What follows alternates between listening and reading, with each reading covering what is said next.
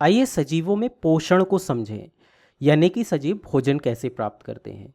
तो सजीवों में पोषण के तरीके के आधार पर हमें दो प्रकार के सजीव मिलते हैं, एक जिन्हें हम स्वपोषी कहते हैं और दूसरा जिन्हें हम विषमपोषी कहते हैं। स्वपोषी यानी ऑटोट्रॉप्स और विषमपोषी यानी हेटरोट्रॉप। स्वपोषी ऐसे जीव होते हैं जो अपना भोजन स्वयं बना सकते हैं, जैसे पेड़ पौधे और वनस्पतियां। ये भोजन बनाने के लिए प्रकाश संश्लेषण का उपयोग करते हैं। और विषमपोषी ऐसे जीव होते हैं जो अपना भोजन स्वयं नहीं बना सकते बल्कि दूसरों से प्राप्त करते हैं। अब ये दूसरों से कैसे प्राप्त करते हैं? ये या तो स्वपोषी जीवों को खाएंगे या फिर दूसरे विषमपोषी जीवों को खा करके उनसे भोजन प्राप्त करते हैं। जैसे यदि मैं पूछूं आपसे कि क्या मनुष्य अपना भोजन स्वयं बना सकता है, तो आपको हो सकता है भ्रम हो जाए कि जो हम भोजन पकाते हैं वह हमारा भोजन बनाना हुआ। लेकिन यदि मैं आपसे पूछूं कि क्या हम जो अनाज उपयोग करते हैं जैसे दाल, चावल, गेहूं इत्यादि, इनको हम स्वयं बना सकते हैं, तो आपको उत्तर होगा कि नहीं, हम इन्हें पौधों से प्राप्त करते हैं और इसी को ही भोजन बनाना बोलते हैं। यानी कि हम अनाज स्वयं नहीं बना सकते, पौधों से प्राप्त करते हैं, इसलिए हम विषमपोषी हुए, हम पौधों से भोजन प्राप्त करते हैं। ठीक है, अब ये यदि आपको समझ में आ गया तो चलिए हम देखते हैं कि स्वपोषी प्रकाश संश्लेषण की प्रक्रिया से भोजन बनाते कैसे हैं। तो इन्हें भोजन बनाने के लिए कुछ कच्चे माल की आवश्यकता होती है, कुछ पदार्थों की ज़रूरत होती है। कौन से पदार्थ हैं ये? एक तो इन्हें कार्बन डाइऑक्साइड की ज़रूरत पड़ती है और इसके अलावा दूसरी चीज़ जो इन्हें ज़रूरत पड़ती है वो है पानी। लेकिन इन दोनों की सहायता से भोजन बनाने के लिए इन्हें कुछ और चीज़ों की भी ज़रूरत पड़ती है ताकि इनके बीच में एक अभिक्रिया हो सके। ठीक है, तो वो कौन सी चीज़ें हैं?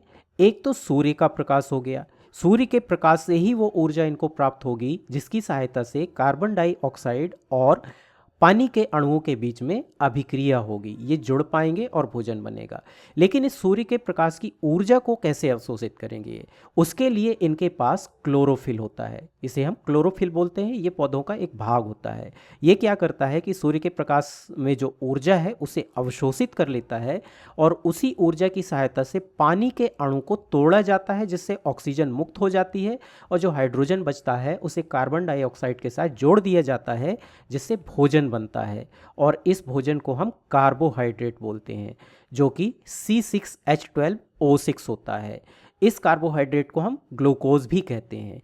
तो इस तरह से प्रकाश संश्लेषण में ये भोजन बनता है। लेकिन इस भोजन बनने के साथ ही यहाँ पर उत्पाद के रूप में हमको ऑक्सीजन गैस भी मिलती है और इसके अलावा हमें यहाँ पर पानी भी मिलता है। यहाँ पे जो ऑक्सीजन गैस मिलती है वो वायुमंडल में मुक्त हो जाती है, इसीलिए हमें पेड़ पौधों की ज़रूरत पड़ती है क्योंकि ये ऑक्सीजन हमारे लिए प्राणवायु होती है। तो इस तरह से ये प्रकाश संश्लेषण की अभिक्रिया का समीकरण है, किंतु ये समीकरण संतुलित नहीं है। मैं चाहता हूँ कि आप वीडियो को रोकें और इसे संतुलित करने का प्रयास करें। तो चलिए देखते हैं कि ये संतुलित कैसे होगा। इसे संतुलित करने का मतलब है कि यहाँ पर जो कार्बन, ऑक्सीजन और हाइड्रोजन के परमाणु हैं उनकी संख्या दोनों तरफ हमें बराबर करनी होगी। तो यदि हम इसे संतुलित करें तो ये समीकरण कुछ इस तरह संतुलित होगा। यहाँ पे हम देख सकते हैं कि हमने कार्बन के 6 परमाणु कर दिए हैं और यहाँ पर भी कार्बन के 6 परमाणु हैं। ऑक्सीजन के परमाणुओं की संख्या 6 दूना 12 और 12 यहाँ पे 24 है, तो इधर पे भी 24 होना चाहिए। 6 यहाँ पे हैं, 6 दूना 12 यहाँ पे हैं और 6 यहाँ पे हैं, कुल 24 हो गए।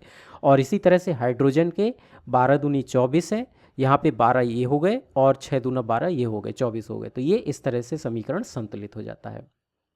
अब यहाँ पर एक प्रश्न ये उठता है कि प्रकाश संश्लेषण के लिए पौधों को जो कार्बन डाइऑक्साइड की ज़रूरत होती है अवशोषित करने की, और जो इसमें निकलने वाली गैस ऑक्सीजन है उसे छोड़ने की ज़रूरत होती है, मुक्त करने की ज़रूरत होती है, ये कैसे करते हैं? तो पौधों में इसके लिए पौधों की पत्तियों पर छिद्र पाए जाते हैं जिनको हम स्टोमाटा या रंध्र बोलते हैं। ये पत्तियों की सतह पर बहुत छोटे छोटे छिद्र होते हैं। इन्हीं छिद्रों की सहायता से पौधे वायुमंडल से कार्बन डाइऑक्साइड को अवशोषित कर लेते हैं और प्रकाश संश्लेषण के दौरान जो ऑक्सीजन बनती है उसको ये वायुमंडल में मुक्त कर देते हैं। लेकिन रंध्रों के साथ एक समस्या है कि यदि ये हमेशा खुले रहेंगे तो यहाँ पर जो पौधों के पास पानी है वो आवश्यकता से अधिक मात्रा में भी निकल सकता है, और यदि पानी ज़्यादा मात्रा में निकल जाएगा तो पौधे सूख करके मर भी सकते हैं। तो इससे बचने के लिए पौधों में इन रंध्रों की कार्य करने की जो विधि होती है वो ये होती है कि जब पौधों के पास पर्याप्त पानी होता है तब ये खुले रहते हैं, लेकिन जब पौधों के पास पानी की मात्रा कम होती है तो ये बंद हो जाते हैं। अभी कैसे होता है, चलिए इसे समझते हैं। तो मान लीजिए ये पौधों की पत्तियों पर ये रंध्र हैं, ठीक है, जिनसे ये कार्बन डाइऑक्साइड को अवशोषित करेंगे और ऑक्सीजन को छोड़ेंगे। जब इनके पास पर्याप्त पानी है तब ये खुले रहेंगे, लेकिन जब इनके पास पर्याप्त पानी नहीं है तो ये बंद हो जाते हैं। बंद करने के लिए इन रंध्रों के ऊपर कुछ विशेष प्रकार की कोशिकाएं पाई जाती हैं। इन कोशिकाओं को हम द्वार कोशिकाएं कहते हैं, अंग्रेजी में गॉड सेल्स कहा जाता है। इन कोशिकाओं की विशेषता ये होती है कि जब इनके पास पानी की मात्रा कम होती है तो ये सिकुड़ जाती हैं और सिकुड़ करके ये चिपक जाती हैं, जिससे ये द्वार बंद हो जाता है, जो छिद्र है वो बंद हो जाता है। लेकिन जब इनमें पर्याप्त पानी होता है, जैसे कि जब ये प्रकाश संश्लेषण कर रही होती है, इनके अंदर क्लोरोफिल होता है, तो उस दौरान पर्याप्त पानी होता है, तो उस पानी के भरने से ये कोशिकाएं फूल जाती हैं और चूंकि ये अपने किनारों पर स्थिर होती हैं तो फूलने के कारण ये कुछ इस तरह से फैल जाती हैं और फैलने से ये छिद्र खुल जाता है और इस तरह से इस छिद्र के खुलने से पानी बाहर निकल पाता है। तो इस तरह से स्वपोषी जीव अपना भोजन बनाते हैं और कार्बन डाइऑक्साइड और ऑक्सीजन और पानी है इनकी मात्रा को नियंत्रित रखते हैं। अब चलिए हम विषमपोषी जीवों की बात करते हैं। तो जैसे कि हमने देखा कि विषमपोषी जीव दूसरे जीवों से भोजन प्राप्त करते हैं, या तो वो स्वपोषी जीवों को खाएंगे यानी वनस्पतियों को खाएंगे, या दूसरे विषमपोषी जीवों को खाएंगे। जैसे हम मनुष्य साग सब्जियां भी खाते हैं, इसके अलावा हम मांस भी खाते हैं यानी दूसरे विषमपोषी जीवों को खाते हैं। तो विषमपोषी जीव जो भोजन प्राप्त करते हैं उन्हें वो अपने शरीर के अंदर पचा सकते हैं, लेकिन कुछ जीव ऐसे भी होते हैं जो शरीर के अंदर पचा नहीं सकते। तो पाचन तंत्र के आधार पर हम विषमपोषी जीवों को मुख्य रूप से 3 वर्गों में रखते हैं।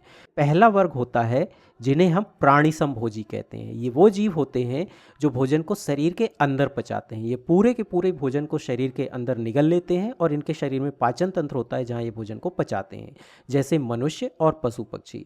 लेकिन जिन जीवों के पास पाचन तंत्र नहीं होता है, ऐसे भी कुछ जीव होते हैं वो भोजन को शरीर के बाहर पचा सकते हैं। इस वर्ग में आते हैं मृतजीवी, जिन्हें सेप्रोफाइट कहा जाता है। जैसे जीवाणु, कवक, बैक्टीरिया, फंजाई जिनको हम बोलते हैं, ये शरीर के बाहर ही भोजन को पचाते हैं। ये कैसे पचाते हैं? असल में ये जीव मरे हुए शरीर पर या मृत चीज़ों पर कुछ रसायन छोड़ते हैं, कुछ रासायनिक पदार्थ छोड़ते हैं, जिससे शरीर के बाहर ही वो चीज़ पच जाती है। जो भी भोज्य पदार्थ है वो पच जाता है और फिर वहाँ पर जो पोषक तत्व बनते हैं उन्हें ये अवशोषित कर लेते हैं। इस प्रकार से मृतजीवी आहार प्राप्त करते हैं, पोषण प्राप्त करते हैं। किंतु कुछ ऐसे जीव भी होते हैं जो भोजन को ना तो अपने शरीर के अंदर पचा पाते हैं और ना ही बाहर पचा पाते हैं। इन्हें हम परजीवी या पैरासाइट कहते हैं, जैसे जोंक, फीता कृमि, जूं, जिन्हें हम लीच, टेपवर्म, लाइस इत्यादि भी कहते हैं। तो ये कैसे भोजन प्राप्त करते हैं? जब ये पचा नहीं पाते तो इन्हें कैसे भोजन मिलेगा? असल में ये दूसरे जीवों से पचा हुआ भोजन चुरा लेते हैं, पोषक तत्वों को चुरा लेते हैं। जैसे जोंक जो है हमारे शरीर से चिपक जाती है और खून को चूस लेती है, और इसी तरह से जूं भी खून को चूस लेती है। तो ये परजीवी जीव इसी तरह से अपना पोषण प्राप्त करते हैं। तो इस प्रकार से हमने देखा कि स्वपोषी और विषमपोषी जीव अपना भोजन कैसे प्राप्त करते हैं।